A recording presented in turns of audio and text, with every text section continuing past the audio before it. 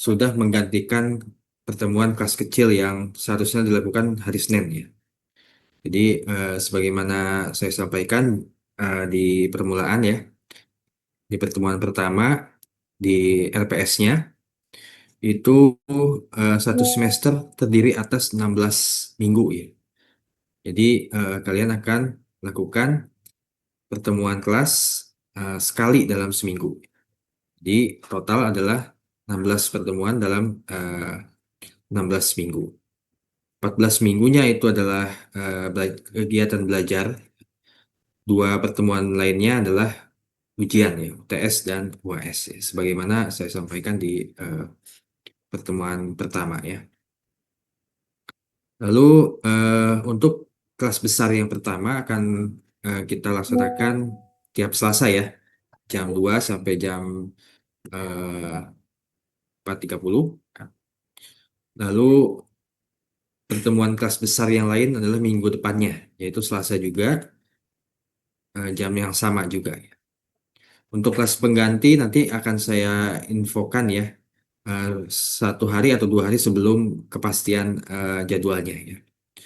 Beberapa kelas itu kebanyakan meminta hari Senin, tapi nanti untuk lebih pastinya saya akan memberikan konfirmasi 1 hari sebelumnya ya.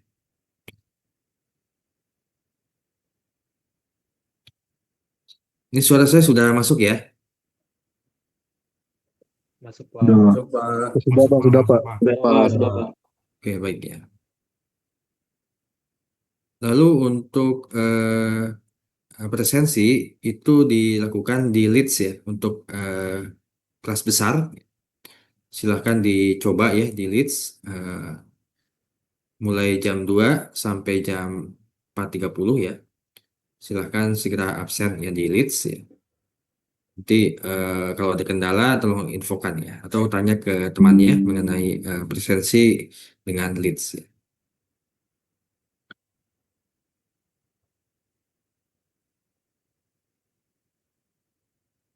Oke, untuk mempersingkat waktu, kita akan mulai saja membahas ya mengenai aplikasi ya sebetulnya ya. Aplikasi diferensial ya. Di mana sebelumnya kita sudah membahas ya di kelas. Mungkin sedikit ya, saya kembali saya ulas kembali ya. Di mana minggu lalu kita sudah belajar mengenai teknik diferensiasi ya, aturan perkalian, aturan pembagian, lalu saya sempat menjelaskan mengenai fungsi trigonometri dan juga turunannya. Lalu saya juga memberikan teorema aturan rantai dan diferensiasi implisit ya. Jadi saya harapkan dari soal-soal latihan yang sudah kalian kerjakan, kalian sudah bisa memahami ya teknik-teknik diferensiasi, bagaimana cara memecahkan persoalan mengenai kalkulus diferensial. Lalu kalian juga seharusnya sudah bisa menerapkan aturan perkalian dan aturan pembagian. Selain itu, fungsi turunan trigonometri ya, walaupun memang sedikit kompleks ya, tapi saya harapkan dengan kalian latihan akan bisa lebih baik seperti itu. Lalu aturan rantai ya, di mana eh, jika fungsinya merupakan fungsi komposisi, maka kita bisa menggunakan aturan rantai. Ada beberapa pertanyaan di Leads yang sudah saya jawab. Mungkin kalau misalkan masih belum paham, bisa bertanya kembali ya. Lalu yang berikutnya adalah diferensiasi implisit ya. Jadi kalau kebanyakan kita membahas Y adalah fungsi dari X ya, secara eksplisit kita menyatakan Y sama dengan X berapa gitu ya.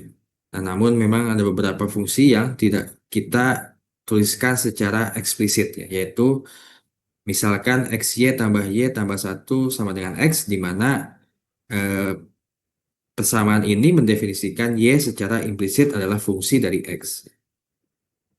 Dan kita juga sudah membahas ya bagaimana mencari dy per dx ya untuk persamaan implisit. Nah, terkait dengan laju yang berkaitan, ini sebetulnya merupakan aplikasi ya dari teknik-teknik diferensiasi yang kita sudah bahas dan juga persamaan implisit ya. Di mana laju berkaitan ini biasanya eh, berkaitan dengan mencari laju perubahan suatu variabel yang sudah diketahui dan menghubungkannya dengan beberapa variabel yang kita ingin tahu seperti itu. Misalkan, kalau misalkan ada kasus di sini kita memompa udara ke dalam balon. Ketika udara masuk ke dalam balon, maka volume dan jari-jari balon akan bertambah. Sehingga di sini laju pertambahan keduanya saling berkaitan. Ataupun misalkan yang lain itu ya, kasus yang lain misalkan ya. Misalkan kalau misalkan ada tangki berisi air gitu ya, airnya itu tadinya misalkan volumenya berapa liter, ketika dibuka airnya mengalir ya. Di sini kita bisa mencari ya laju perubahan volume air ataupun eh, sesuatu yang ingin kita cari seperti itu ya. Untuk lebih jelasnya mungkin kita bisa apa namanya ke studi kasusnya, ke contoh soalnya ya, di mana di sini ada soal ya, di mana udara dipompa ke dalam sebuah balon, yang di mana nantinya balonnya akan berbentuk seperti bola, sehingga volumenya bertambah ya, dengan laju 100 cm kubik per second. Yang ditanyakan adalah seberapa cepat jari-jari balon bertambah ketika diameternya 50 cm. Jadi, eh, jadi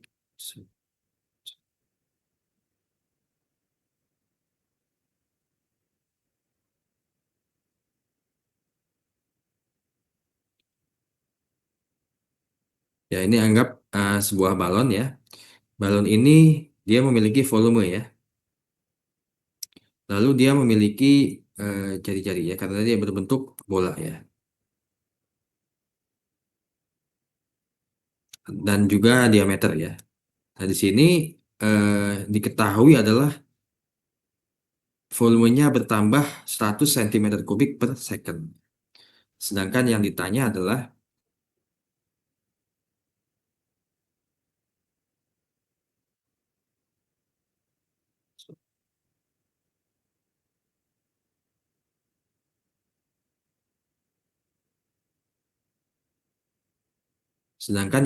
adalah seberapa cepat ya.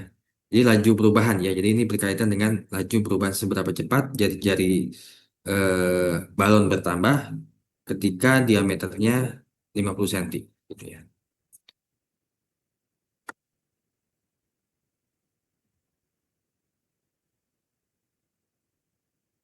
Nah, untuk menyelesaikan ini, kita perlu mengidentifikasi beberapa hal ya. Yang pertama, laju pertambahan volume udara adalah 100 cm kubik per second, yang sudah saya tuliskan ya. Yang tidak diketahui adalah laju pertambahan jari-jarinya ketika diameternya adalah 50 cm.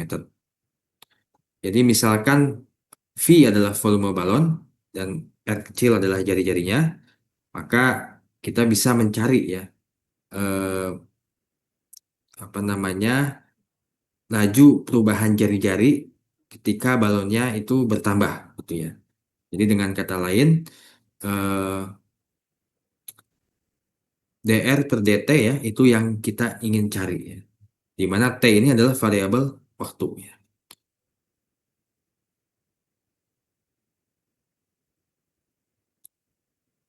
Jadi kalau kita tuliskan dalam notasi matematik, dV per dt adalah 100 cm kubik per second. Jadi ini adalah laju perubahan volume terhadap waktu ya, atau di dV per dt ya. Di mana V adalah volume, T adalah waktu ya. Lalu yang dicari adalah ini ya, dr per dt jika diameternya 50 cm atau sama dengan jari-jarinya 25 cm. Nah, bagaimana caranya kita mencari dr per dt? dari informasi yang kita berikan, yang kita dapatkan di sini.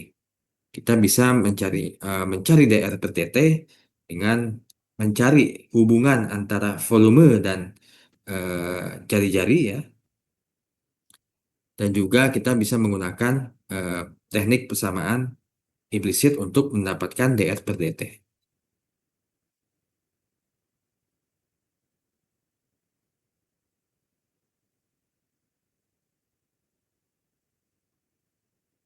Nah, di sini eh, seperti yang tadi saya sampaikan, ada hubungan antara volume dan jari-jari ya, yaitu ketika kita mencari atau mengetahui rumus volume bola, di mana rumus volume bola adalah 4 per 3 V R pangkat 3.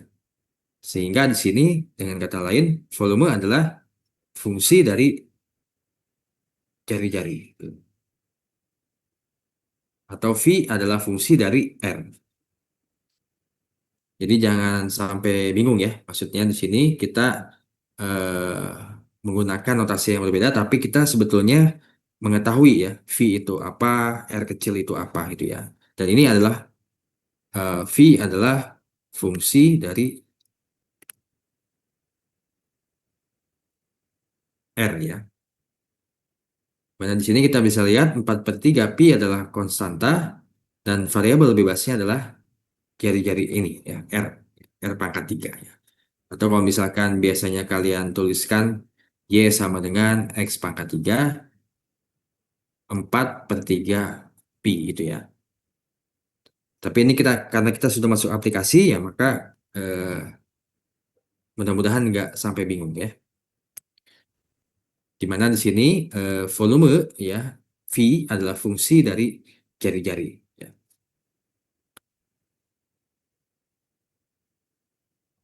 Nah, kita bisa menggunakan teknik diferensiasi implisit ya untuk eh, apa namanya mencari dr per dt, itu laju perubahan jari-jari ya jika eh, volume bola bertambah ya.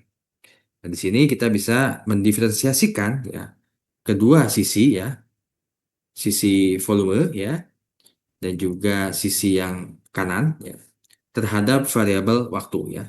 Jadi kita diferensiasikan kedua ruas kiri dan kanannya terhadap variabel waktu sehingga kita bisa dapatkan dV per dt ya. Di mana dV per dt itu sama dengan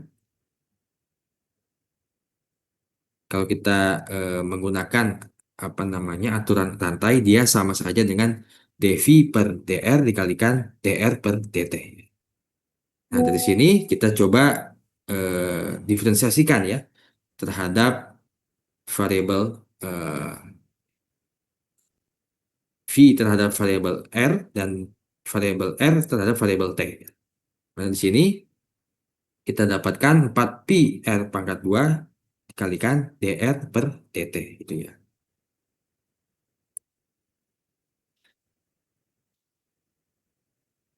Nah, sehingga di sini kita sudah dapatkan ya dr per dt yang kita ingin cari gitu ya.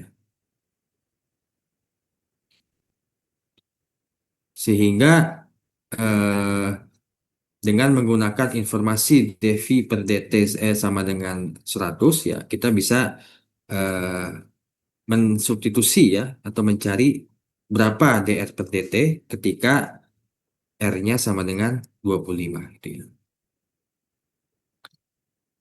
Di sini kita bisa selesaikan ya substitusi angka-angkanya sehingga kita bisa dapatkan laju perubahan jari-jari terhadap waktu ketika volumenya bertambah adalah 1/25 pi.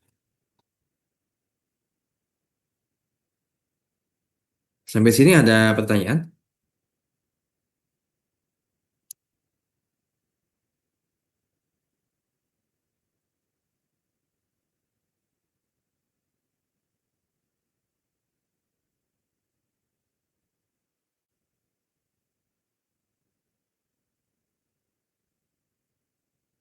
Tidak ada? Kalau tidak ada kita lanjut ya.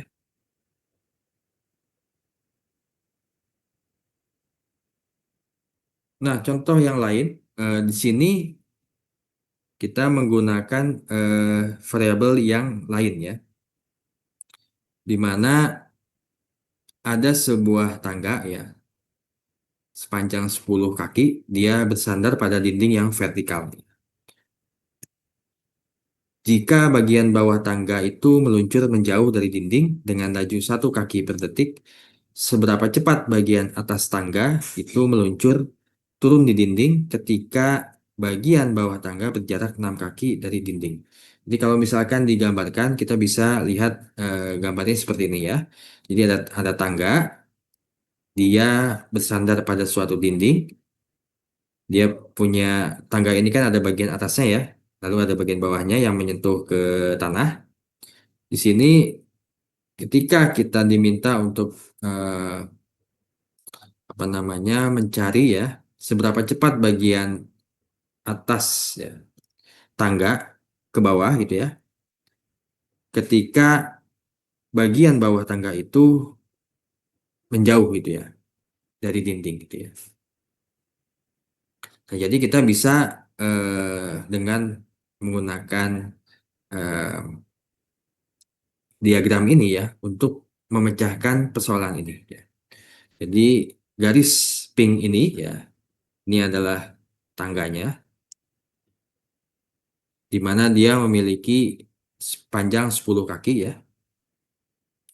Lalu Y ini adalah jarak antara tanah dan bagian tangga yang paling atas ya. Sedangkan yang X itu adalah jarak antara tangga yang menyentuh tanah dengan dinding. Jadi kalau misalkan kita mencoba menerjemahkan ya persoalannya ke dalam suatu persoalan matematik, apa kita nyatakan dalam eh, simbol ya matematika ya, maka kita bisa segera menyelesaikan persoalan ini dengan menggunakan teknik diferensial, di mana kita diminta untuk mencari dy per dt, yaitu y ini adalah tadi ya jarak ya tangga bagian atas dengan tanah. Sedangkan X adalah jarak tangga bawah dari dinding ya. Dan yang ditanya adalah dx, sorry, yang diketahui adalah dx per dt ya. Karena dia bagian bawah tangga itu menjauh dari dinding dengan laju 1 kaki per detik ya. Jadi 1 feet ya atau kaki ya per second ya. Dan kita diminta mencari dy per dt. Nah, bagaimana caranya sekarang menyelesaikan s- persoalan ini ya? Seperti yang persoalan yang sebelumnya, bahwa kita harus mencari tahu dulu ya hubungan antara variabel y dan hubungan variabel x. Nah, dari sini kita bisa lihat bahwa x dan y itu dan juga diagram ini ya, diagram ilustrasi ini dia menggambarkan suatu persamaan segitiga ya, Pitagoras ya. Jadi kita bisa menghubungkan hubungan variabel y dan x dengan menggunakan teorema Pitagoras. Sehingga kita bisa mendapatkan suatu persamaan yang menjelaskan variabel y dan x secara bersamaan.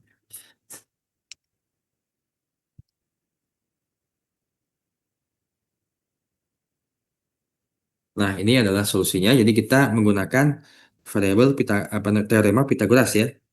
Mana tadi y x ada 10 ya. Jadi kita menggunakan pertama ya teorema Pitagoras ya. X tambah y, x kuadrat tambah y kuadrat sama dengan 100. Nah, ini adalah persamaan implisit ya. Sehingga kita bisa menggunakan teknik diferensiasi persamaan implisit untuk mendapatkan dy per dt. Jadi, sebagaimana minggu lalu ya, kita selesaikan X pangkat 2 tambah Y pangkat 2 sama dengan 100. Itu kita diferensiasikan terhadap variabel T ya, di ruas sisi kiri dan sisi kanan. Sehingga kita bisa mendapatkan 2X dikalikan dx per dt, yang ditambah 2Y dikalikan dy per dt sama dengan 0. Lalu, karena kita ingin mencari dy per dt, maka kita susun sehingga dy per dt ada di sebelah kiri ya. Lalu yang di sebelah kanan ya, sini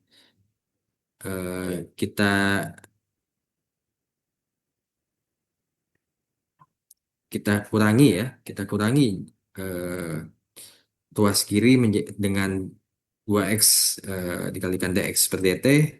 Lalu setelah itu kita bagi 2y ya, untuk mendapatkan dy per dt.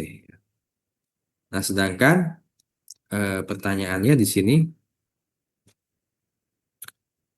berapa dy per dt ya ketika eh, dx per dt-nya adalah 1 feet per second, dan juga apa namanya, ketika jarak atau posisi tangga bagian bawah itu 6 feet dari eh, dinding. Dan di sini kita bisa dapatkan dy per dt, yaitu minus 3/4 feet per second. Nah, minus ini menandakan bahwa eh, apa namanya, tangga ini bergerak ke bawah ya. Ya. Tanda negatif di sini menunjukkan bahwa tangganya itu bergerak ke bawah, jadi dia berkurang seperti itu. Sehingga dia nilainya eh, negatif ya.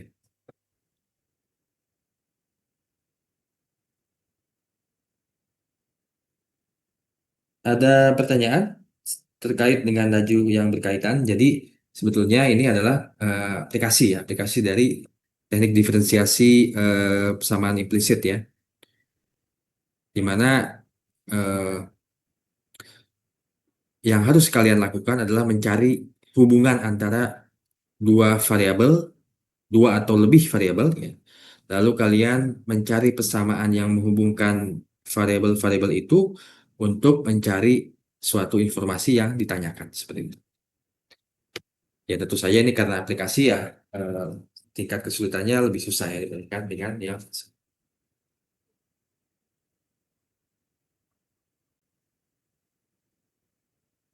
Nah, ini ada latihan soalnya. Silakan dicoba ya. Ada pertanyaan sebelum kita beralih ke aplikasi yang lain?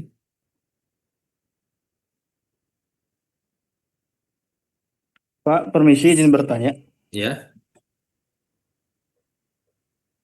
Untuk contoh soal yang tadi Pak, yang segitiga itu variabel Y diganti sama 8 dari Pitagoras ya. ya, karena di sini kan ditanyanya seberapa cepat bagian atas tangga ya meluncur ke bawah ya. dy per dt-nya berapa ketika bagian bawah tangga berjarak 6 kaki ya. 6 kaki ya, berarti di sini x-nya 6 kaki gitu ya. Ya, 6 kaki ya. Ketika x-nya 6, maka eh, dengan menggunakan Pitagoras kita bisa mendapatkan y-nya berapa. Ya kan? Di sini ya.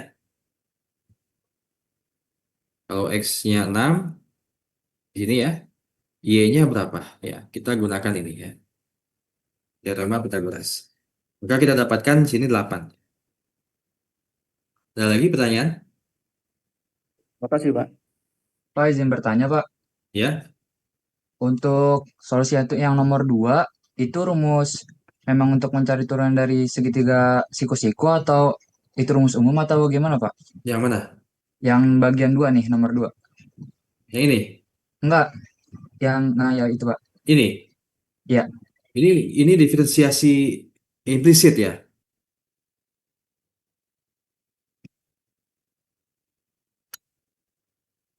Ini diferensiasi implisit nih. Jadi ini adalah persamaannya yang menghubungkan antara variabel y dan x ya. Lalu yang kita carikan adalah dy per dt kan.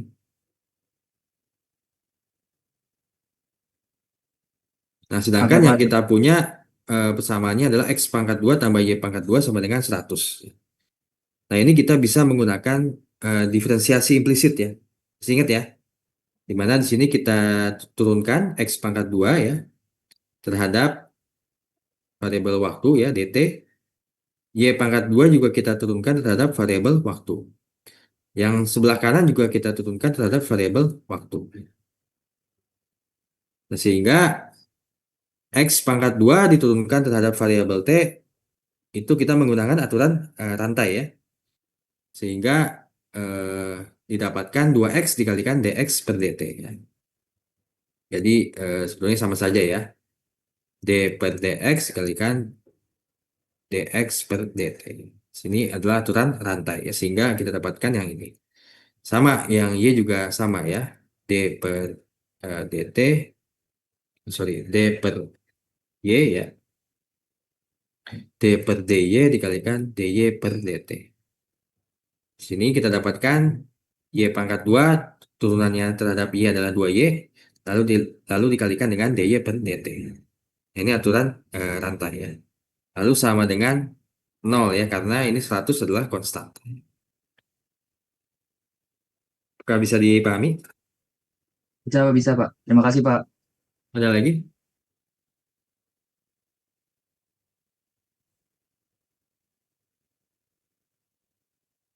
Oke, kalau tidak ada, kita lanjut ke aplikasi yang lain ya.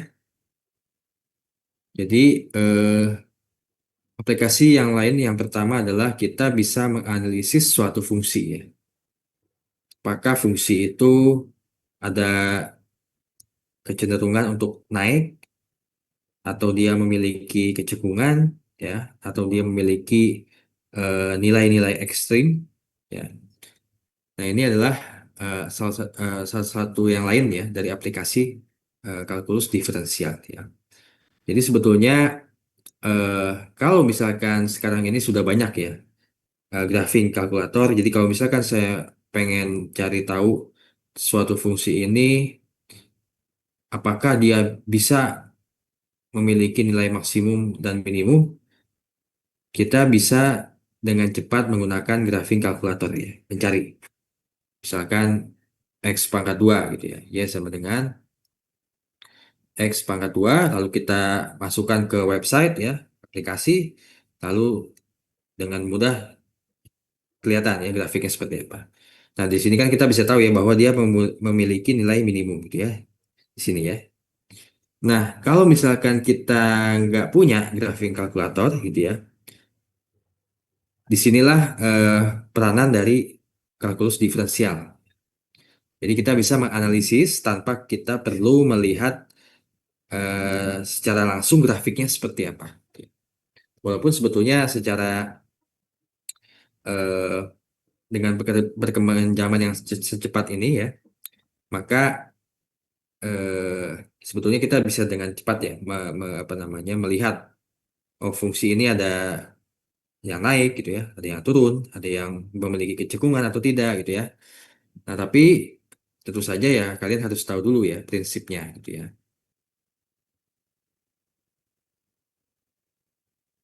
Nah, kalau misalkan kalian lihat pada slide ini ya, di sini ada suatu fungsi ya. Di sini ada fungsi yang dia itu menaik gitu ya. Lalu dia menurun ya, pada suatu titik gitu ya. Lalu dia naik kembali ya. Lalu pada setelah X sama dengan 4, nilai fungsi ini malah konstan. Jadi kalau misalkan kita bisa melihat secara visual, ya itu sangat mudah ya. Tapi kadang memang kita membutuhkan daya analisis kita ya untuk mengetahui tanpa perlu melihat grafiknya seperti apa.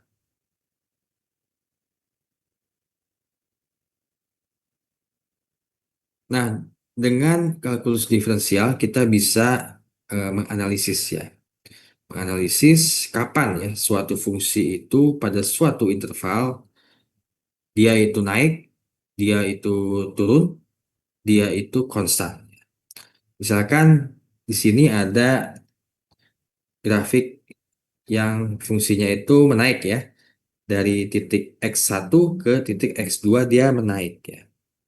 Nilainya outputnya itu bertambah. Maka kita bisa mendefinisikan ya. Kalau fungsi itu menaik pada suatu interval jika nilai ya, output dari X1 lebih kecil daripada X2 ketika X1 lebih kecil daripada X2. Jadi kita mencoba mendefinisikan ya. Kapan fungsi ini menaik, kapan fungsi itu turun, dan kapan fungsi itu konstan. Jadi kita definisikan ya. Jadi ketika X1 lebih kecil daripada X2, maka nilai outputnya harus juga lebih kecil. Kalau fungsi itu menaik ya. Jadi kita bisa lihat dari sini ya grafiknya. Nah, sedangkan kalau misalkan fungsinya menurun, ya, maka ketika X1 lebih kecil daripada X2, ya, maka nilai fx1 lebih besar dibandingkan dengan fx2. Ya, di sini secara logika ya, ini masuk akal ya, secara definisi ya. Sehingga kita bisa apa namanya mengetahui bahwa pastinya kalau misalkan X1 lebih kecil daripada X2, kondisi ini yang dipenuhi ini ya, kondisi yang dipenuhi, maka fungsinya pasti menurun ya.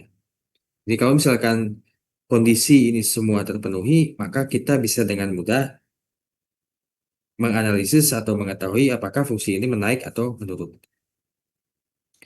Nah, kalau misalkan X-nya itu menghasilkan suatu output yang sama, gitu ya, maka sudah barang tentu kita mendapatkan suatu fungsi yang konstan. Jadi ini adalah kita mendefinisikan ya, kapan fungsi itu naik, turun, dan juga konstan. Nah, dengan menggunakan kalkulus diferensial, ya, kita bisa menggunakannya untuk menganalisis. Ya. Nah, di sini yang saya berikan adalah teoremanya. Ya.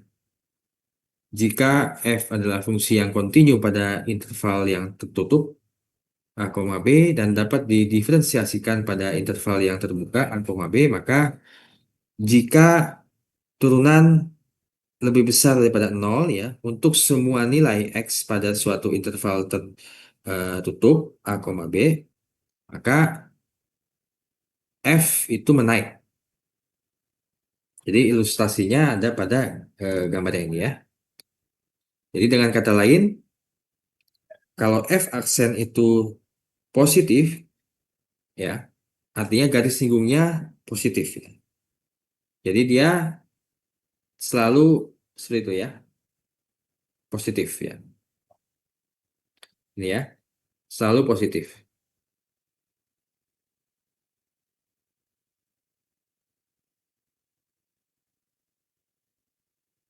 Jadi kita menganalisis dengan menggunakan fungsi turunan ya, untuk mencari tahu apakah fungsi ini menaik atau enggak.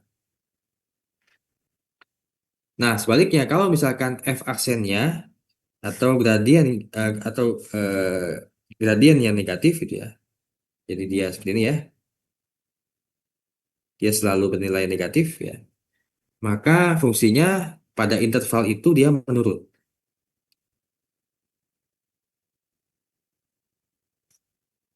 Nah, kalau f aksennya sama dengan 0 untuk semua nilai pada suatu interval terbuka a, B, maka fungsi itu konstan ya pada interval tertutup a, B.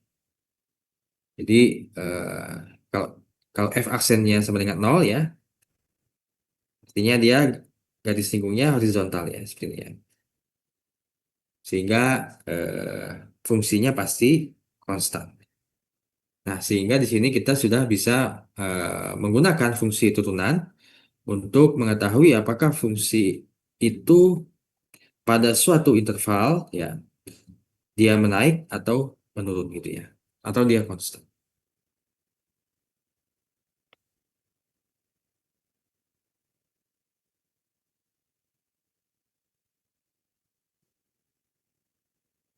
Nah, contohnya di sini eh, kita diminta untuk mencari tahu kapan fungsi x pangkat 2 minus 4x tambah 3 itu menaik. Dan pada interval mana fungsi ini menurun ya. Ya kalau kita lihat gambarnya, kalau kita masukkan fungsinya ke dalam grafik kalkulator ya, pastinya kita sudah tahu ya dengan visual. Tapi kita bisa menganalisis dengan menggunakan fungsi turunan ya tanpa kita melihat secara visualnya. Dan di mana di sini kita lihat ya turunannya ya, turunan dari fungsi ini. Di mana f aksen x adalah 2x minus 4 ya, atau 2 dikalikan x minus 2. Lalu kita cek ya, kalau x-nya itu 2, lebih kecil daripada 2 ya, dia nilainya berapa? Nilai f aksennya. Di sini kita bisa lihat bahwa kalau x-nya itu lebih kecil daripada 2, misalkan 1 atau 0 atau minus 1, ya maka hasilnya negatif ya. Dan kalau x-nya lebih besar daripada 2, maka di sini kita bisa cek ya, x-nya itu 3, 4, atau 5, dia selalu menilai positif. Nah, maka di sini kita bisa melihat bahwa eh, fungsi ini ya, karena fungsinya itu kontinu ya, tidak ada yang terputus gitu ya, maka fungsi ini menurun pada x lebih kecil daripada 2 ya. Karena f aksennya sama dengan lebih kecil daripada 0 ya, atau negatif. Dan dia, fungsi ini menaik pada x lebih besar daripada 2 ya. Dan kalau misalkan kita lihat gambarnya, ya kita sudah bisa mengkonfirmasi ini. Jadi ini adalah kita menganalisis ya. Soal yang lain di sini ada x pangkat 3, kita diminta di mana eh, pada interval mana fungsi ini menaik ya, pada interval mana fungsi ini turun ya. Kita menggunakan fungsi turunan ya, di mana f aksen x sama dengan 3x pangkat 2 ya. Lalu kita cari ya, berapa nilai f aksennya ketika x-nya lebih kecil daripada 0. Yaitu kalau dia lebih kecil daripada 0, dia bernilai positif ya. Karena dia dikuadratkannya. Sedangkan kalau misalkan lebih besar daripada 0, juga sama ya, karena dia dikuadratkan fungsi turunannya, sehingga nilainya semuanya positif. Sehingga kita bisa mengambil kesimpulan bahwa fungsi x pangkat 3 ini, karena dia fungsinya kontinu di mana-mana, fungsi ini akan selalu menaik pada interval minus tan sampai 0 dan dari 0 sampai tan. Ya. Sampai sini ada pertanyaan?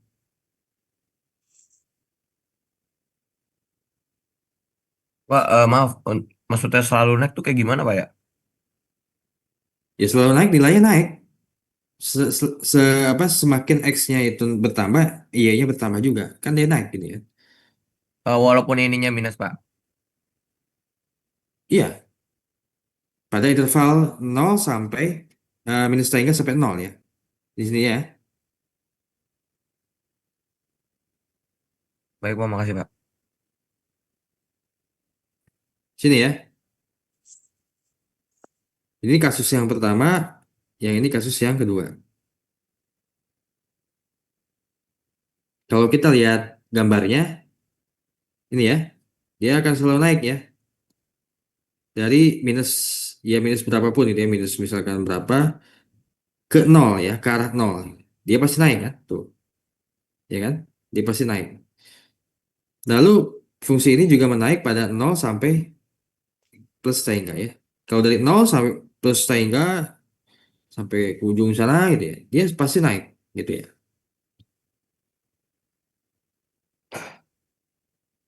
Ada lagi pertanyaan?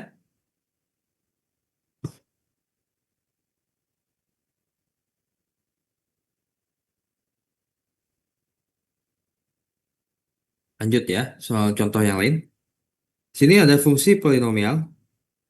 Sama, kita diminta pada interval mana fungsi itu naik atau turun ya. Yang perlu kita cari pertama kali adalah f aksennya ya. Ini. Anggap anggap saja maksudnya kalian nggak bisa lihat ini ya gambar sebelah kirinya. Ini anggap aja nggak ada gitu ya, nggak tahu gitu ya. Jadi kalau misalkan kalian lihat gambarnya ya sudah pasti tahu ya kapan dia fungsinya itu naik, kapan dia turun, kapan dia ya pada interval itu ya. Anggap kita nggak tahu gitu ya.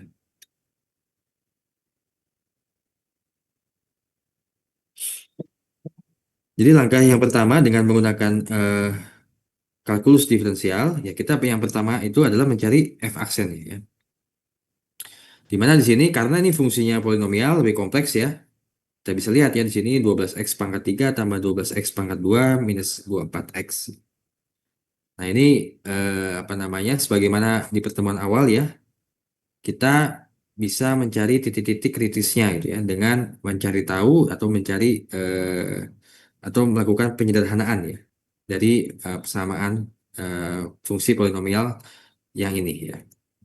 Di mana di sini kita bisa tuliskan 12x pangkat 3 tambah 12x pangkat 2 minus 24x itu sama dengan 12x dikalikan x tambah 2 dikalikan x minus 1.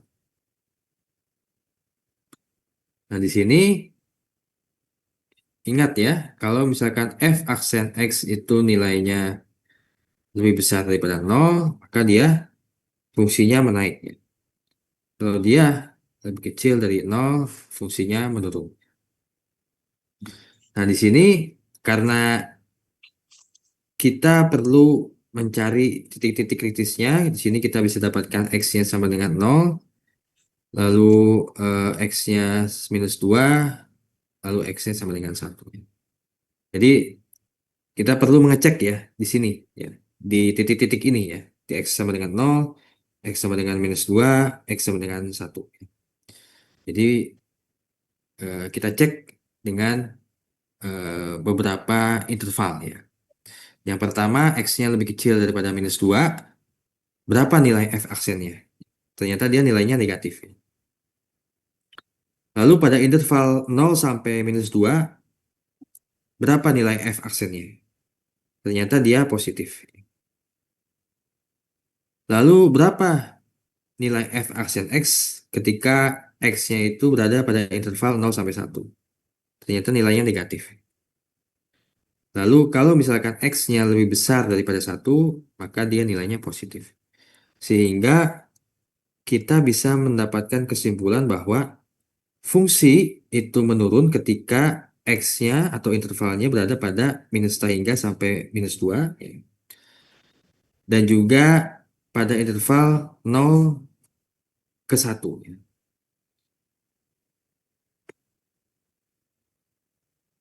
Lalu fungsi itu akan menaik ketika berada pada interval minus 2 sampai 0 ya, yang ini. Dan juga dari 1 sampai tak hingga. Jadi di sini kita bisa lihat ada beberapa apa namanya? Beberapa interval ya, di mana fungsi itu menaik dan menurun ya. Jadi kalau misalkan kita coba lihat gambarnya ya. Dan di sini kita bisa lihat ya pada interval di sini ya minus 3 ya, di sini minus 2 ya, di sini minus 2. Dia pada negatif tak hingga sampai minus 2, negatif tak hingga sampai sini ya, di atas sini. Ketika dia menuju minus 2, maka nilainya menurun ya. Lalu dia menurun lagi pada saat kapan? Pada saat di antara 0 dan 1 di sini. Di sini. Dan dia menaik ketika dari minus 2 ya sampai dia menuju 0. Lalu dia naik lagi dari 1 sampai tak hingga ya.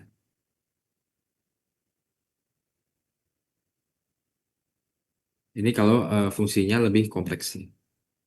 Tapi intinya sama ya. Jadi kita mencari fungsi turunan ya. Nah, berikutnya kita juga bisa mendapatkan informasi mengenai concavity ya, kecekungan ya. Jadi kalau misalkan eh, seperti ini ya, Y sama dengan X pangkat 2, dia seperti ini ya. Sini ya. Jadi bagian yang ini ya di sini, D itu kita anggap cekung ke atas ya. Tapi bagian yang seperti ini ya, ini cekung ke bawah dia. Jadi kalau misalkan digambarkan di mungkin gambarnya lebih bagus di slide ini ya.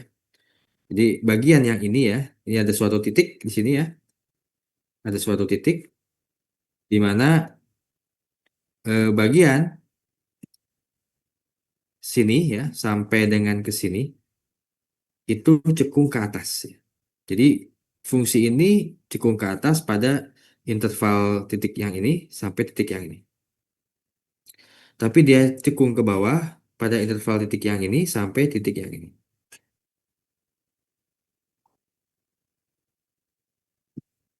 Nah, ini kita juga bisa melakukan fungsi turunan untuk mencari tahu ya, kapan fungsi itu memiliki kecekungan ke atas, kapan fungsi itu memiliki kecekungan ke bawah.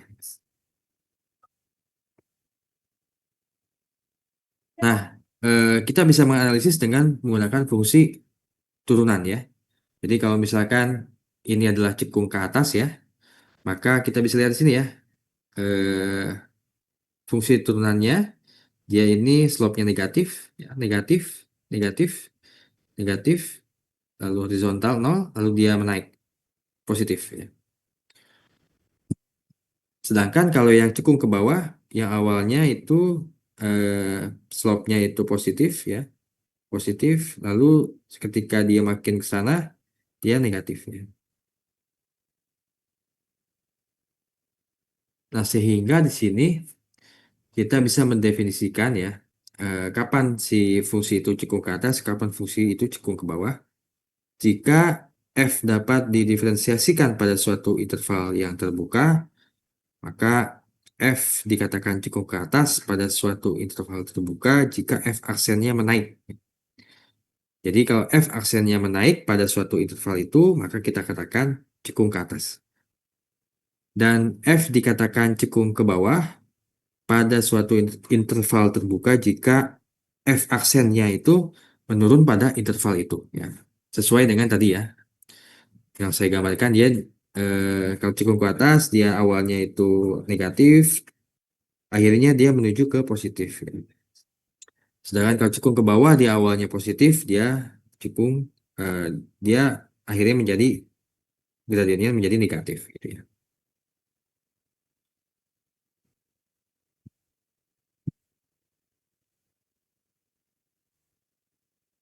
Nah, teoremanya adalah seperti ini ya. Kita menggunakan fungsi turunan yang kedua. Nah, jika fungsi dapat didiferensiasikan dua kali pada suatu interval yang terbuka, maka f double aksen, jika f double aksen lebih besar daripada 0, untuk semua x pada suatu interval yang terbuka, maka f cekung ke atas. Nah, kalau sebaliknya, f double aksennya lebih kecil daripada 0, ya, untuk semua x pada suatu interval yang terbuka, maka f itu cekung ke bawah pada interval itu. Ini contohnya ya. Jadi di sini fungsinya x pangkat 2 minus 4x tambah 3. Di sini kita ingin tahu apakah kapan nih fungsi ini cekung ke atas, kapan fungsi ini cekung ke bawah. Jadi yang kita gunakan adalah yang pertama kita mencari f aksennya dulu ya. 2x minus 4. Lalu kita cari f double aksennya, yaitu 2.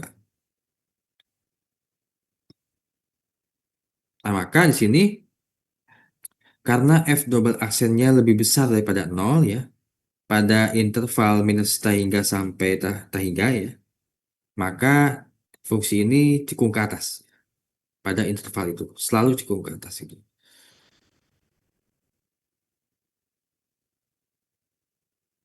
Contoh yang lain, ini fungsinya x pangkat 3. Yang pertama kita lakukan adalah mencari f aksennya 3x pangkat 2 ya. Ini 3x pangkat 2.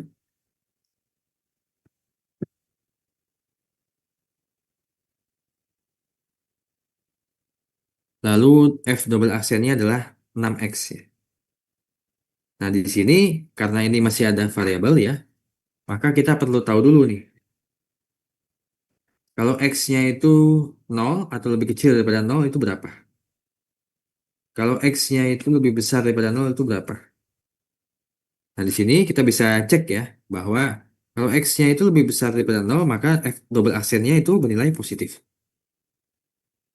Sedangkan kalau f double aksennya lebih kecil daripada 0, maka pada interval itu dia cekung ke bawah ya. Sehingga di sini kita bisa dapatkan bahwa fungsi itu akan cekung ke bawah pada interval minus tak hingga sampai 0. Lalu fungsi itu cekung ke atas pada interval 0 sampai tak hingga ya. Ini interval yang terbuka ya. Maksudnya di sini 0 tidak termasuk ya. Itu hilang mana men? Ah,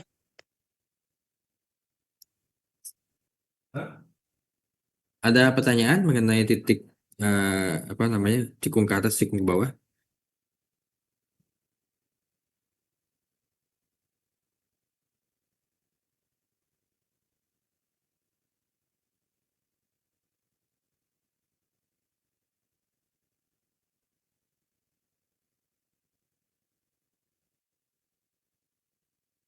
Oke, berikutnya adalah titik belok atau inflection point. Nah, kadang di suatu fungsi ya ada grafik atau kurva yang dia itu memiliki titik belok. Di mana titik belok ini adalah titik yang menandakan bahwa terjadinya perubahan kecekungan pada suatu fungsi ya. Jadi misalkan di sini ada cekung ke atas fungsinya pada suatu titik. Setelah titik itu fungsinya cekung ke bawah atau sebaliknya. Dia pada titik ini ya cekung ke bawah lalu tiba-tiba berubah menjadi cekung ke atas. Nah, ini adalah titik ya, belok atau titik inflection point. Nah, secara definisi ya suatu jika f continue pada suatu interval yang terbuka yang memiliki nilai x0 dan jika f berubah arah kecekungannya ya, pada titik itu ya, maka dikatakan f itu memiliki titik belok. Jadi tidak semua fungsi ini memiliki titik belok ya. Jadi syaratnya adalah ketika pada suatu titik ya terjadi perubahan kecekungannya atau berubah arah ya. Yang tadinya cekung ke atas menjadi cekung ke bawah atau sebaliknya. Yang tadinya cekung ke bawah dia menjadi cekung ke atas. Nah, contoh soalnya seperti ini. Jadi ada suatu fungsi x pangkat 3 minus 3x pangkat 2 tambah 1. Kita diminta menentukan ya, pada interval mana fungsi itu naik atau turun, cekung ke atas, cekung ke bawah, dan kalau ada titik beloknya mana saja. Jadi pertanyaannya lebih kompleks ya. Jadi kita diminta menganalisis semuanya ya. Tapi tetap ya langkahnya tetap sama. Ya, jadi yang kita gunakan yang pertama adalah kita menggunakan fungsi turunan. Ya. Jadi f aksennya itu berapa ya? Lalu setelah itu dicari untuk f double aksennya untuk menentukan cekung ke atas apa namanya cekung ke atas dan cekung ke bawah. Lalu kalau misalkan terjadi perubahan ya pada cekung ke atas dan cekung ke bawah, dan disitulah titik belok itu ada. Tuh.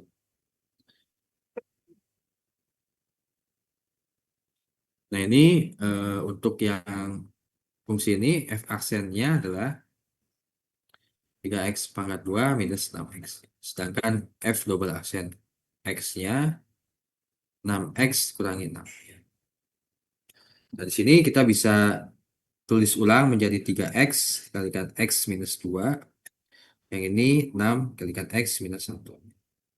Nah, itu adalah x sama dengan 0, x sama dengan 2, dan x sama dengan 1 adalah titik-titik yang bisa kita gunakan untuk mengetahui apa namanya, yang bisa kita jadikan sebagai sampling, titik sampling. Nah, di sini kita bisa lihat ya, untuk mengetahui mana yang fungsinya naik, fungsinya turun, kita gunakan F aksen. Yang pertama ini ya. Jadi kita cek ketika X-nya lebih kecil daripada 0 ya, maka nilai F aksennya itu positif, selalu positif. Maka fungsinya itu menaik pada interval -3 sampai dengan 0. Tapi pada interval 0 sampai 2, nilai F aksen X-nya itu bernilai negatif. Sehingga pada interval 0 sampai 2, dia fungsinya itu menurun. Lalu pada X sama dengan X lebih besar daripada 2, nilai F aksen X-nya positif, sehingga kesimpulannya adalah F itu menaik pada interval 2 sampai +3. Jadi gambarnya bisa kita lihat di sebelah kiri ya. Lalu berikutnya adalah mencari eh, kapan fungsi ini cekung ke atas, kapan fungsi ini cekung ke bawah. Kita menggunakan turunan kedua ya, F double aksen ya. Dimana kalau misalkan pada X sama dengan X lebih kecil daripada 1, F double aksennya bernilai negatif, maka dia itu fungsinya menurun, cekung ke bawah. Lalu ketika X lebih besar daripada 1, nilai F double aksennya positif, maka fungsinya cekung ke atas. Nah, dari sini kita bisa lihat bahwa terjadi perubahan ya pada titik X sama dengan 1 ya. Dan di sini kita bisa berikan kesimpulan bahwa titik beloknya itu ada pada X sama dengan 1. Karena pada titik itu terjadi perubahan kecekungan ya. Yang tadinya negatif menjadi positif, atau yang tadinya cekung ke bawah menjadi cekung ke atas. Dan kalau misalkan kita lihat di gambar sebelah kiri ya, kita bisa dengan jelas ya melihat bahwa pada X sama dengan 1 ya, dia itu awalnya cekung ke bawah ya. Lalu setelah X lebih besar daripada 1, dia cekung ke atas. Itu ya. Nah, ini apa namanya, aplikasi dari kalkulus diferensial dalam analisis ya perilaku dari suatu fungsi.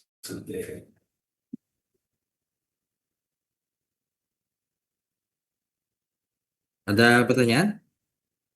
Ini latihan soalnya ya. Silakan nanti dikerjakan. Ada pertanyaan sebelum kita lanjut? Atau cukup dulu?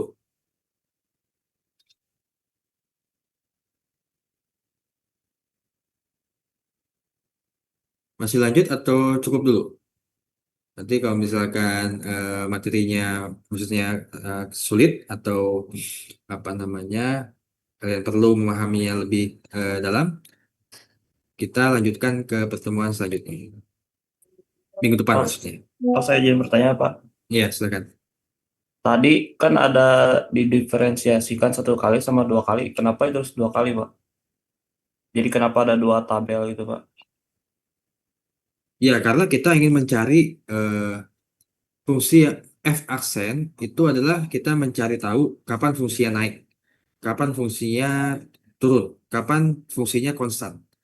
Tapi dia nggak bisa tahu F aksen ini nggak bisa digunakan untuk mengetahui kapan fungsi itu cekung ke atas, kapan fungsi itu cekung ke bawah. Nah, untuk mengetahui fungsi itu cekung ke bawah dan cekung ke atas, kita menggunakan F double aksen. Jadi kalau misalkan soalnya nggak ditanyakan cekung ke atas, cekung ke bawah, ya kalian cukup menggunakan F aksen X ya untuk menentukan kapan fungsi itu naik, kapan fungsi itu turun. Ya. Jadi tergantung ya, soalnya gitu ya. Terima kasih Pak. Ada lagi?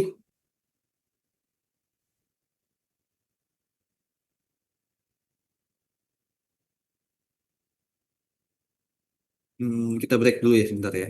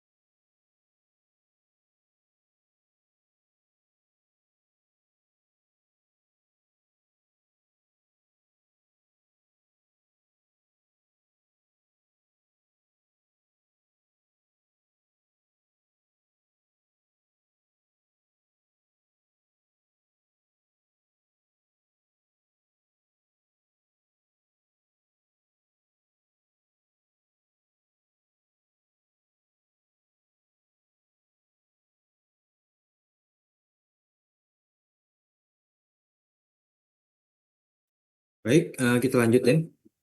Jadi berikutnya kita masih menganalisis suatu fungsi ya. Yang tadi misalkan kita menganalisis fungsi itu naik, turun gitu ya, cekung ke atas, cekung ke bawah, atau ada titik belok atau enggak gitu ya.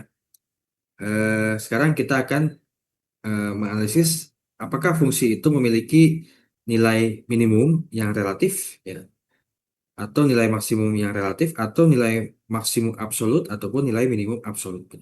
Jadi kalau misalkan kita lihat gambar sebelah kiri ini ya, kita bisa dengan cepat ya, fungsi ini, oh ternyata dia memiliki nilai yang eh, minimum absolut ya, dan dia memiliki titik yang tertinggi itu ya. Dia juga memiliki nilai yang maksimum yang relatif ya, di sini misalkan ya, yang ini gitu ya, minimum relatif ya. Nah tapi eh, kita perlu mengetahui atau kita perlu menemukan suatu teknik gitu ya, yaitu dengan menggunakan teknik diferensial untuk mengetahui apakah fungsi ini memang memiliki nilai maksimum yang relatif ataupun nilai minimum yang relatif gitu ya. Jadi nilai yang minimum, yang nilai relatif ini maksudnya adalah nilai minimum tapi dia sebetulnya bukan yang nilai yang paling tinggi, yang paling rendah gitu, relatif ya. Jadi kalau misalkan supaya lebih mudah ya, misalkan saya ingin mengetahui pada interval ini ya, misalkan di sini A, di sini B gitu ya. Pada interval A dan B, apakah fungsi ini memiliki nilai minimum yang relatif? Ya, dia bisa memiliki nilai yang relatif di sini atau di sini gitu ya. Dan dia memiliki nilai maksimum yang relatif. Tapi kalau misalkan kita ubah intervalnya gitu ya, di sini X, di sini Y gitu ya. Jadi semua fungsinya kita buka, maka nilai maksimum relatif itu ya sebetulnya bukan nilai maksimum kan? Karena di sini masih ada yang lebih tinggi.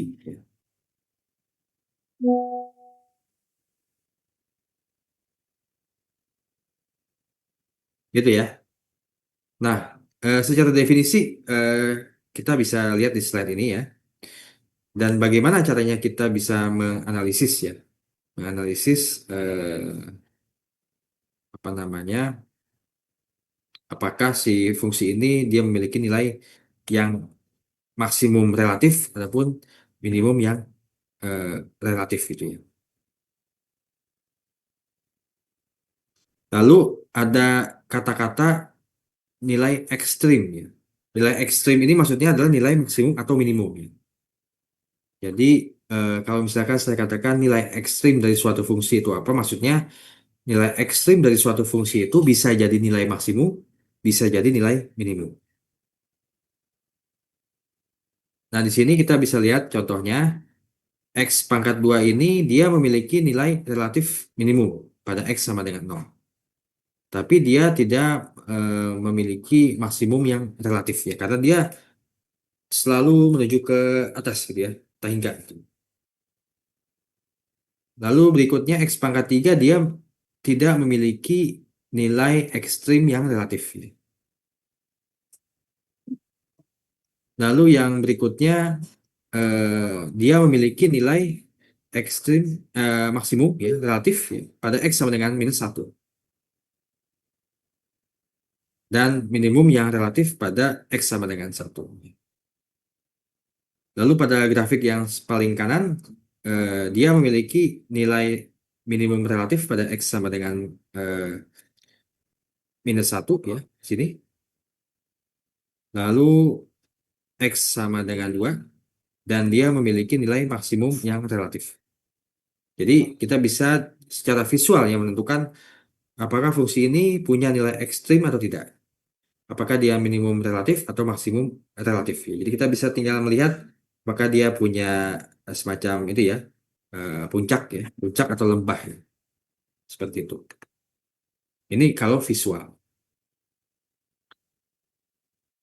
Nah, dari situ kita bisa mengidentifikasi nih syarat-syarat di mana kapan terjadinya nilai-nilai ekstrim yang relatif tadi terjadi.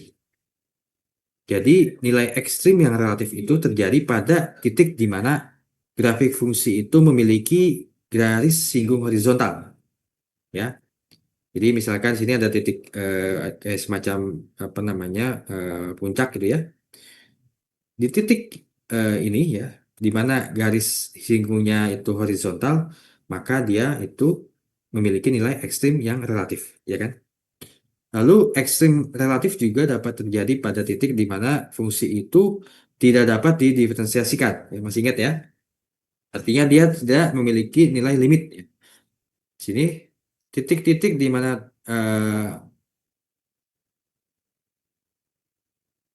titik ini tidak dapat didiferensiasikan. Ya. Ini juga tidak dapat didiferensiasikan karena dia limitnya tidak ada. Jadi ada beberapa titik ya. Lalu ada titik kritis ya.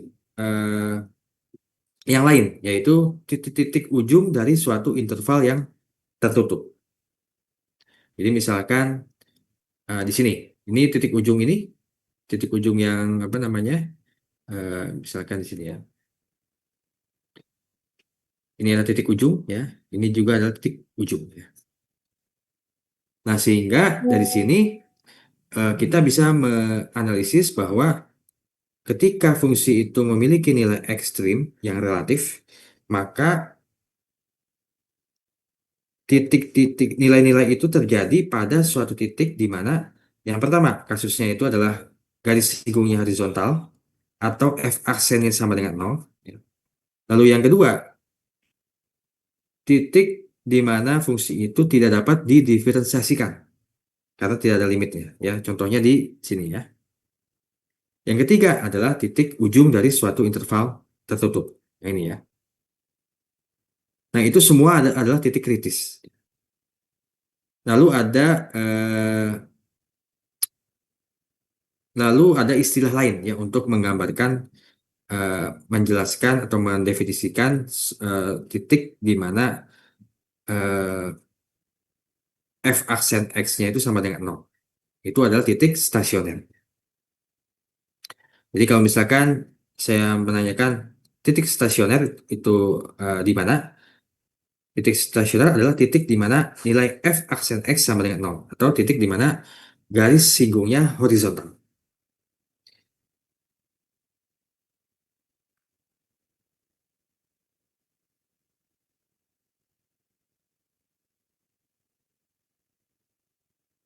Nah, lalu ada suatu teorema di mana suatu fungsi yang didefinisikan pada suatu interval yang terbuka yang memiliki titik x0, jika f memiliki ekstrim relatif pada x sama dengan x0, maka x sama dengan x0 adalah titik kritis dari f.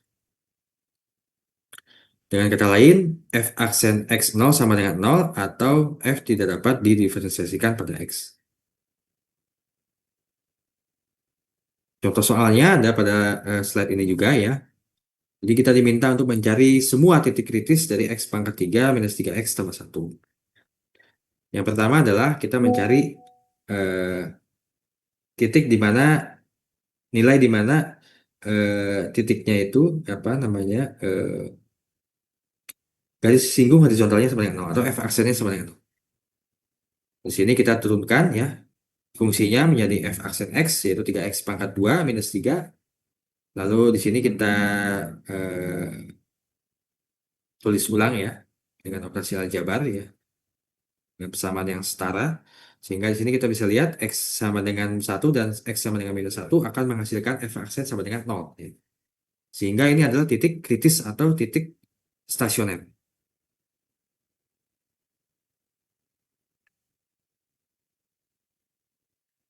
Lalu ini contoh yang lain, fungsi yang lain ya. Ini fungsinya lumayan kompleks ya. 3x pangkat 5/3 dikurangi 15x pangkat 2/3 sama ya. Kita cari f aksen x-nya. Di sini kita dapatkan f aksen x-nya adalah 5x minus 2 per x pangkat 1/3 ya. Dan di sini f aksen x itu sama dengan 0 kalau x-nya sama dengan 2. Tetapi dia juga tidak didefinisikan pada x sama dengan 0. Karena kalau penyebutnya dibagi 0, maka dia tidak terdefinisikan. Sehingga x sama dengan 0 dan x sama dengan 2 itu adalah titik kritisnya.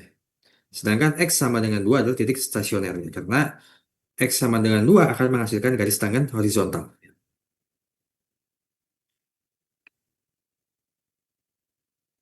Nah, ini adalah kasus-kasus yang ada. Jadi, kalau kasus yang ini, dia punya titik kritis, dia punya titik stasioner, maka dia memiliki nilai maksimum yang relatif. Yang kedua, dia punya titik kritis, ya, tapi dia tidak memiliki titik stasioner. Di sini dia tidak dapat diturunkan pada titik x0. Dan dia memiliki nilai maksimum yang relatif. Lalu kasus yang berikutnya adalah titik kritis. Dia memiliki titik kritis, dia memiliki titik stasioner, dia memiliki dia memiliki nilai minimum yang relatif. Yang ini dia memiliki nilai kritis, tapi dia tidak punya titik stasioner, tapi dia memiliki nilai minimum yang relatif. Yang sebelah kanan kiri bawah itu dia memiliki nilai titik kritis, titik stasioner punya, inflection point punya, titik belok punya. Tapi dia tidak memiliki nilai ekstrim yang relatif. Yang ini sama. Titik kritisnya punya, titik stasionernya punya, titik inflectionnya punya, tapi dia tidak memiliki nilai yang ekstrim yang relatif. Yang ini juga sama, dia punya titik kritis, tapi dia tidak punya titik stasioner, tapi dia punya titik infleksi, dan dia tidak memiliki nilai ekstrim yang relatif. Yang ini juga sama, dia tidak memiliki nilai titik, dia tidak memiliki titik stasioner, tapi dia memiliki titik kritis dan titik belok, dan dia tidak memiliki nilai ekstrim yang relatif. Jadi ini kasus-kasus yang kemungkinan yang ada, gitu ya. Jadi kita bisa dari sini kita bisa menganalisis kan. Nah, kalau misalkan dia punya titik kritis, dia punya titik stasioner, maka ada kemungkinan dia pasti memiliki nilai maksimum atau minimum yang relatif. Cuma kita tidak bisa membedakan apakah dia minimum atau maksimum relatif. Tapi kalau dia di sini memiliki titik belok, maka dia tidak memiliki nilai ekstrim yang relatif. Dari kasus-kasus yang ada kita bisa menganalisis seperti itu. Nah, sehingga kita bisa mendapatkan teorema ya. Yang pertama adalah uji turunan pertama. Nah, kalau f aksen lebih besar daripada 0 pada suatu interval terbuka dari arah kiri x0 dan f aksen x lebih kecil daripada 0 pada interval terbuka ke arah kanan x0, maka f memiliki maksimum relatif. Tapi kalau f aksennya itu lebih kecil daripada 0, ya,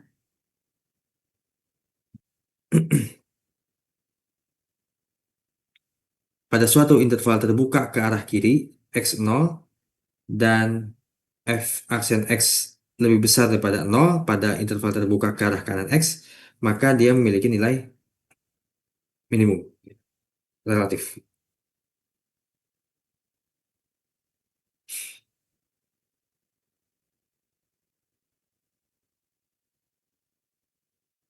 Dan kalau f aksennya memiliki tanda yang sama, maka dia tidak memiliki nilai minimum relatif, ya, pada x0. Jadi ini adalah teorema uji turunan pertama. Nah, ini contoh soalnya. Fungsinya 3x pangkat 5 per 3 dikurangi 15x pangkat 2 per 3. Tadi ya, soal yang sama. Dia memiliki titik kritis pada x sama dengan 0 dan x sama dengan 2. Dan di sini f memiliki maksimum relatif pada x sama dengan 0 dan minimum relatif pada x sama dengan 2. Sekarang kita sedang menguji ya, dengan menggunakan uji turunan yang pertama. Jadi kita turunkan dulu ya f aksen x-nya. Lalu titik kritisnya tadi ya, x sama dengan 0, x sama dengan 2. Nah, di sini kita bisa menguji ya beberapa apa namanya interval gitu ya.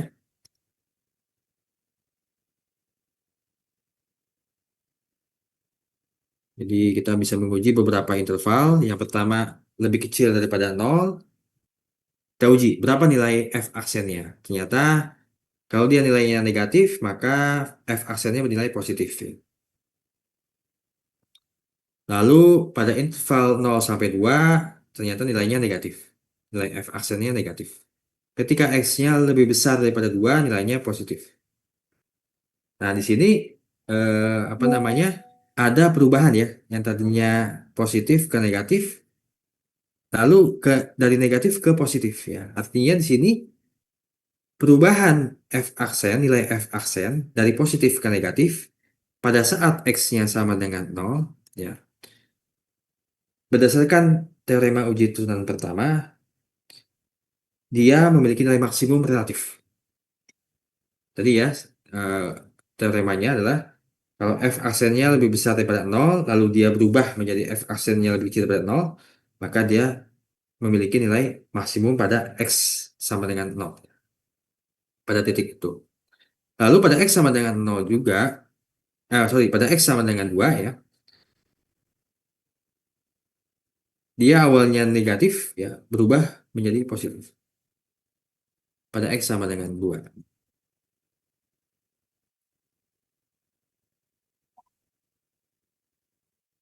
Ya, pada x sama dengan 2 awalnya negatif berubah menjadi positif ya. Sehingga berdasarkan uji teorema turunan yang pertama, kita bisa mengambil kesimpulan bahwa fungsi ini memiliki nilai minimum yang relatif.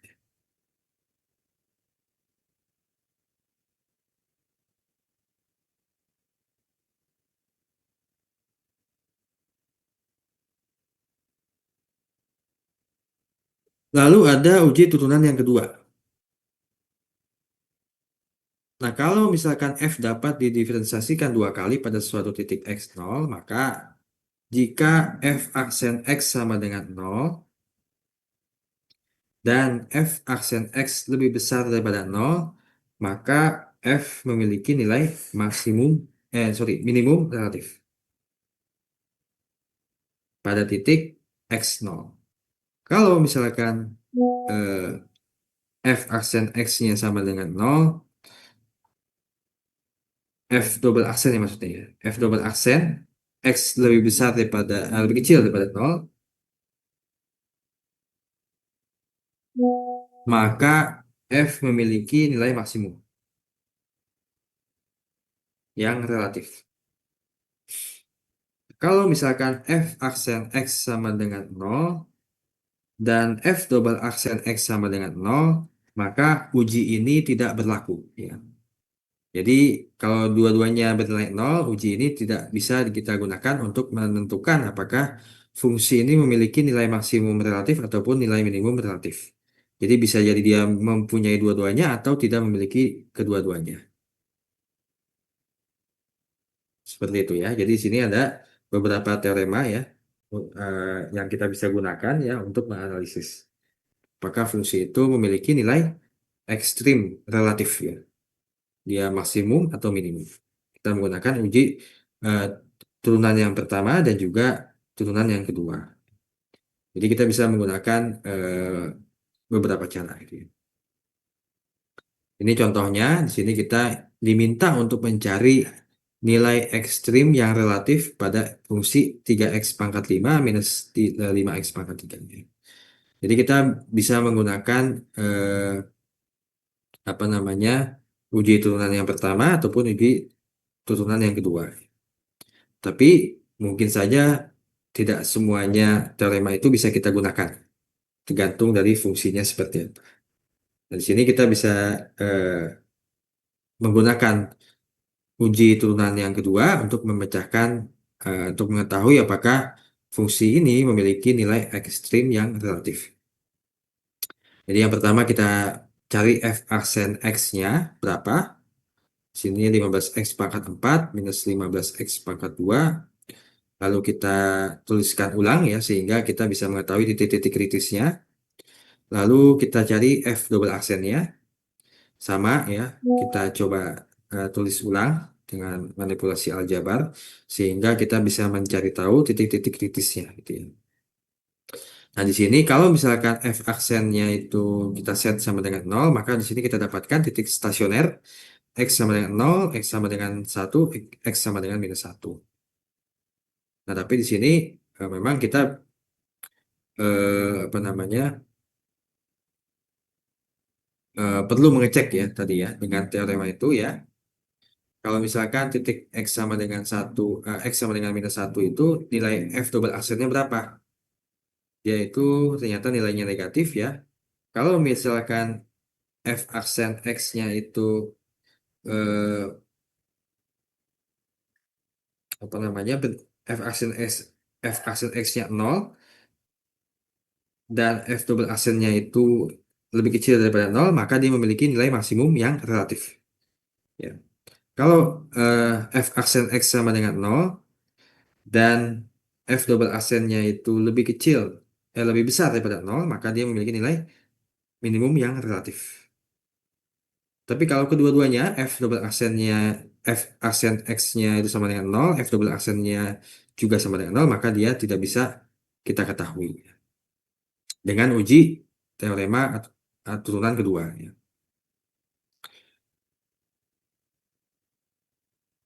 Nah, di sini kita bisa gunakan eh, yang aturannya dapat teorema turunan pertama ya untuk memastikan yang x sama dengan 0. Sini kita bisa gunakan interval ya minus 1 sampai 0 lalu 0 sampai 1. Di sini kita bisa lihat bahwa eh, pada interval itu nilainya negatif kedua-duanya gitu ya. Jadi di sini kita bisa lihat bahwa apa namanya dia tidak memiliki nilai maksimum ataupun minimum yang relatif karena dia nilainya f aksennya sama ya. Tidak berubah tanda.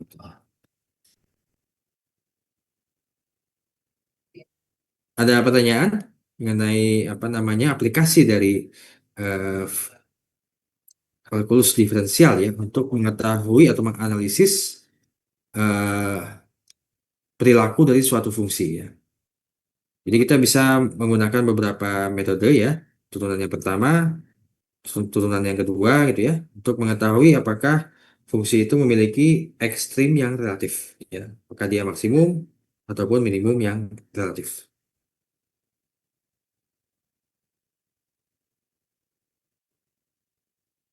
Ada pertanyaan sebelum kalian mengerjakan latihan soalnya? Maaf Pak, saya ada pertanyaan sedikit Pak. Ya, silakan. Itu yang paling bawah, Pak, gambar yang paling bawah, di penjelasan yang paling bawah, kan itu positif, positif, negatif tuh maksudnya apa ya, Pak? Saya masih belum ketemu dari tadi, Pak. Sorry, Pak. Ya, ini maksudnya nilai f aksen x-nya ya. Gimana tuh, Pak? Jadi Saya masih kurang paham. nilai f aksen x-nya itu berapa? Kita pengen tahu. Nilai f aksen x itu ini kan? Ini kan? Ini kan f aksen x, ya kan? Kita pengen tahu nih nilainya pada suatu interval tertentu. Kita pilih ya. X-nya berada pada minus 1 sampai 0. Kita bisa aja pilih misalkan minus 0,5. Kalau minus 0,5 ya, kita masukkan ke sini ya, kita substitusi ya ke sini. Minus 0,5 gitu ya. 15 kali minus 0,5 dipangkat 2, dia nilainya positif kan, kata kuadrat. Minus 0,5 tambah 1 nilainya positif, ya kan? Minus 0,5 dikurangi 1 nilainya negatif. Jadi positif, positif, negatif. Positif dikali negatif, hasilnya pasti negatif. Jadi pada selang 0 sampai minus 1, nilai f aksen x pasti negatif. Berikutnya, selangnya kita ganti, x-nya dari 0 sampai 1.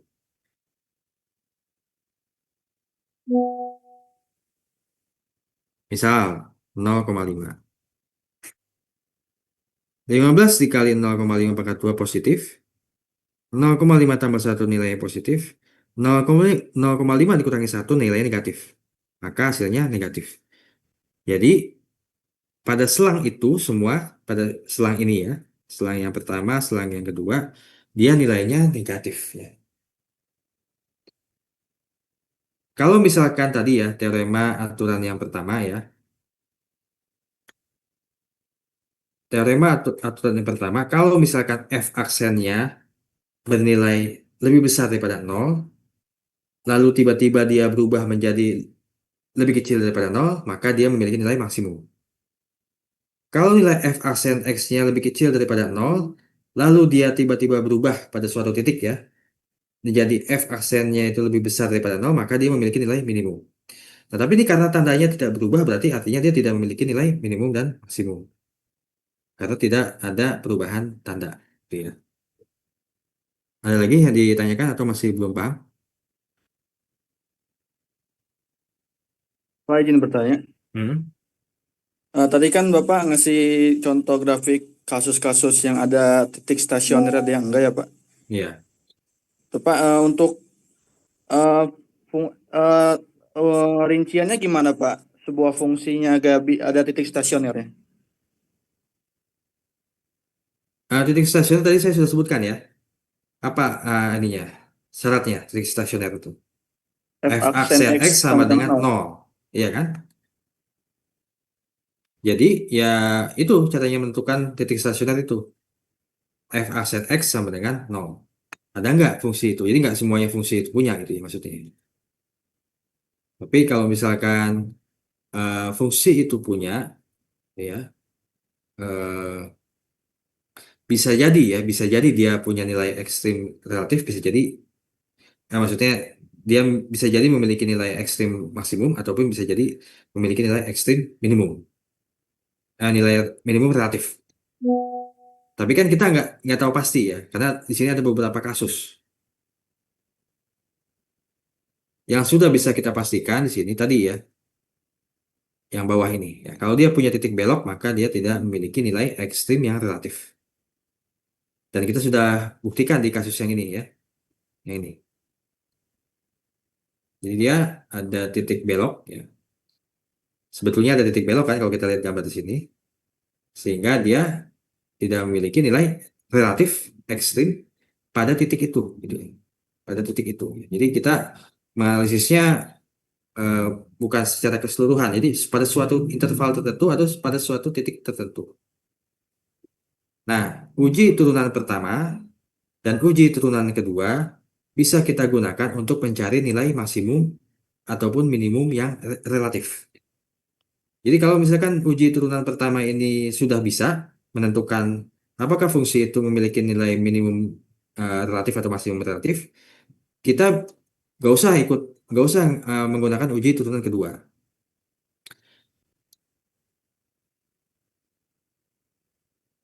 Nah, kalau uji turunan pertama nggak bisa, kita coba uji turunan kedua. Atau sebaliknya, kita lakukan uji turunan kedua untuk mengetahui apakah nilai fungsi itu memiliki nilai minimum relatif atau maksimum relatif. Nah, tapi pada uji turunan kedua, tadi kan saya sudah sampaikan, kalau nilai f aksen x-nya sama dengan 0 dan f double aksennya sama dengan 0, maka uji ini nggak bisa digunakan, gitu ya. Jadi kita balik ke uji turunan yang pertama untuk menentukan atau mengetahui apakah fungsi itu memiliki nilai ekstrim relatif, ya, minimum atau maksimum.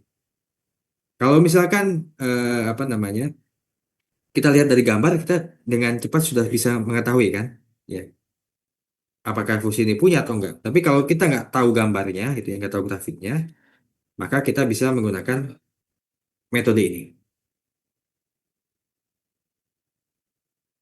Bagaimana? Bisa Dimengerti, Pak. dipahami? Dimengerti, Pak. Jadi yang ini kasus-kasus yang ada ya. Jadi kita mencoba menganalisis dari kasus-kasus yang ada. Sehingga dari kasus-kasus yang ada itu kita bisa mengambil atau mencetuskan teorema ya, yang dinamakan uji turunan pertama dan uji turunan yang kedua.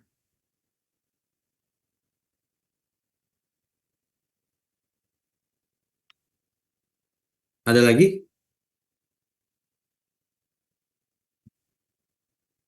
Kalau tidak ada, coba dikerjakan ya.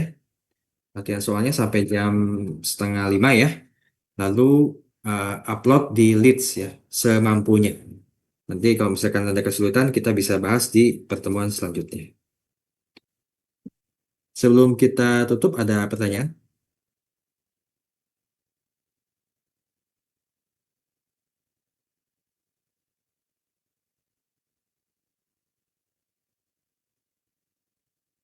Sebetulnya masih ada satu lagi ya, nilai maksimum dan minimum absolut. Cuma kita pending minggu depan aja ya, karena ini lumayan ya, lumayan lebih sedikit eh, sulit dibandingkan yang sebelumnya.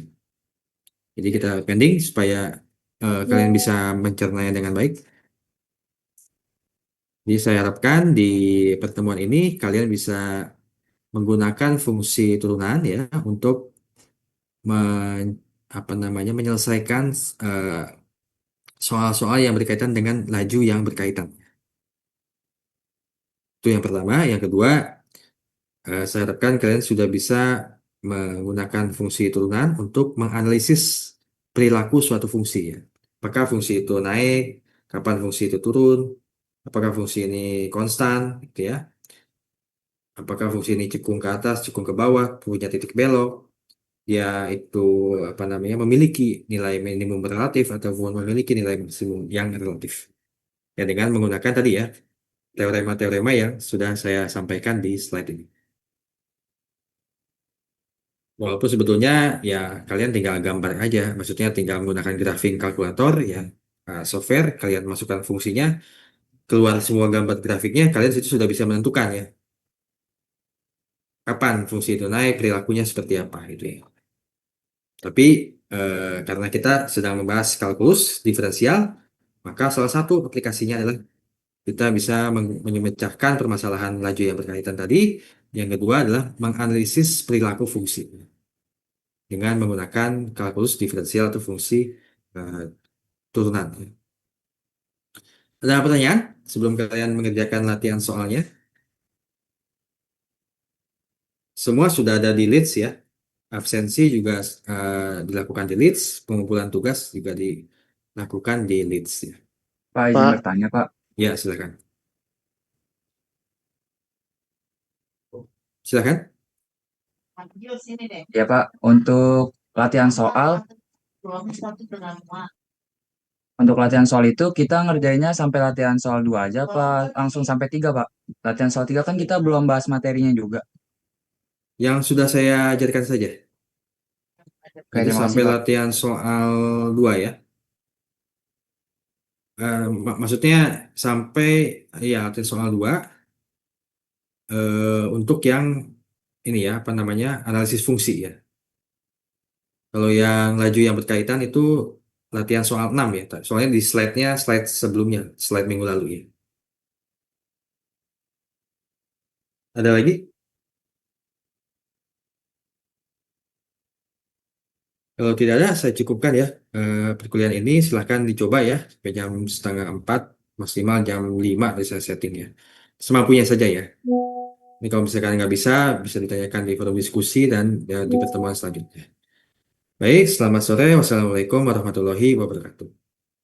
Waalaikumsalam Waalaikumsalam warahmatullahi warahmatullahi wabarakatuh. wabarakatuh. Makasih, Pak. Makasih, Makasih banyak, Pak. Pak. Terima kasih, Makasih, Pak.